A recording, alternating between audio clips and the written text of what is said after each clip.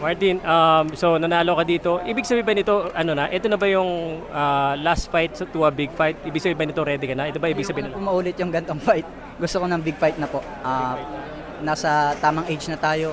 Hinog na tayo para sa World Championship and handang-handa na po ako. Realistically speaking, yung Inoue at saka Nakatani, hindi ko alam kung possibly, what's your definition of a big fight?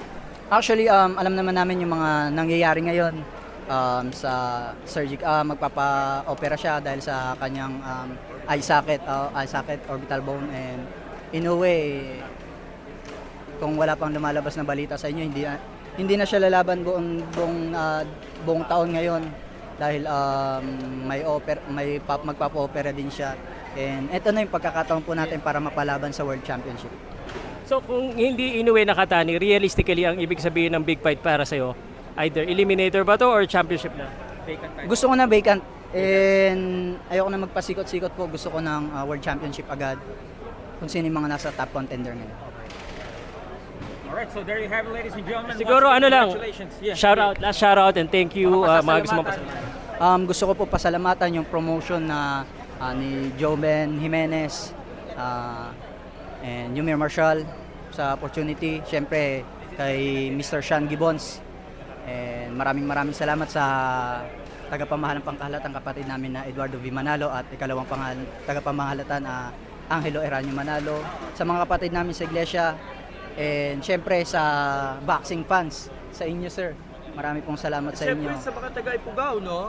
Of course, sa mga taga-Ifugao na dumayo dito, sumuporta sa akin, sa mga nanonood dyan sa Cordillera.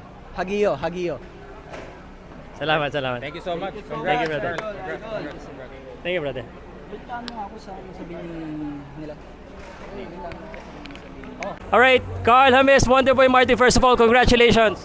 Yeah, thank you so much po sa pag-congratulate sa akin and pagsubaybay ng fight ko na ito. Carl, ano nangyari sa laban? Hindi ko masyado nakita. Paano natapos yung laban?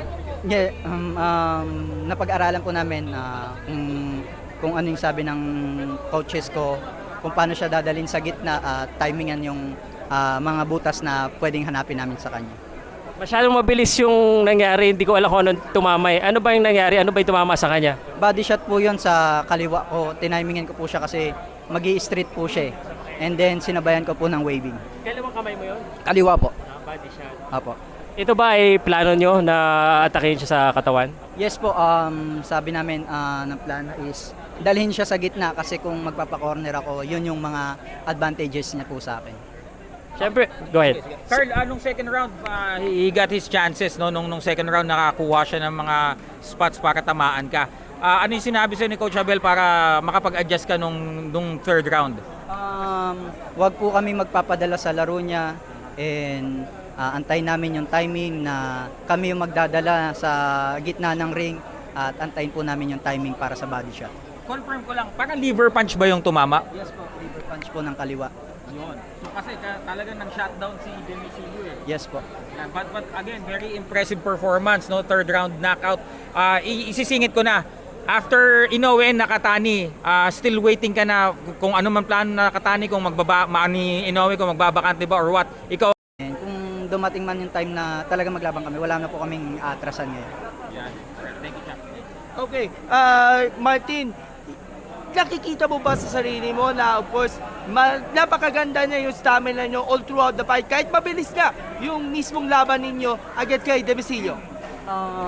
Sa conditioning po kami talaga bumase and alam namin na tatagal yung fight and inantay po namin yung pagkakataon na masingitan siya ng panandalian at kung tatalab ba yun kasi kung hindi po babase na po kami sa conditioning na training namin ng 2 buwan. At mukhang tumalab panlalo yung game plan ninyo ng inyong coaches ninyo kaya naging effective nga ang inyong body shot niya kaya nga nanalo ka ng third round at mukhang magtuloy-tuloy nga kasi you've been having a busy 2026 ahead para sa iyo Martin at mukhang marami ka pang mga aabangan natin sa inyo, lalo na yung ating mga fight fans na mga aabangan labang ninyo all throughout 2026. Yes sir, no, inaantay na lang po namin yung fight namin para sa world title and inaantay ko yung management kung kailan yung fight At pinagsisikapan po namin yun. Pero for now, rest and recover na muna and then back to training kung sakali at kung mabibigyan ka ng offer na world title, talagang winning tatanggapin mo ito. Yes po, gusto ko 1 week rest lang po ako, makapagpahinga lang ng 1 linggo yung katawan ko and babalik na po ako sa training. Ayoko nang matenga pa ako sa mga susunod na buwan, araw, sana sa manage ko, mabigyan agad ako ng fight. Isingit ko lang mabilis lang na kasi Carlo Demicilio is known for his toughness and durability. Nagulat ka ba na third round maaga mong tinapos agad tong laban? Kita naman po namin nung second round, talagang binantayan nila yung first round and second round ko, kaya nakikita na nila kung ano yung mga pwedeng makita nila sa akin. Advance na sila ng second round. And kinuha ko po sila ng third round. Nakita ko yung tibay at lakas ni Demicilio. Ramdam ko yung lakas niya, no? Pero hindi po ako nagpadala sa suntok niya po.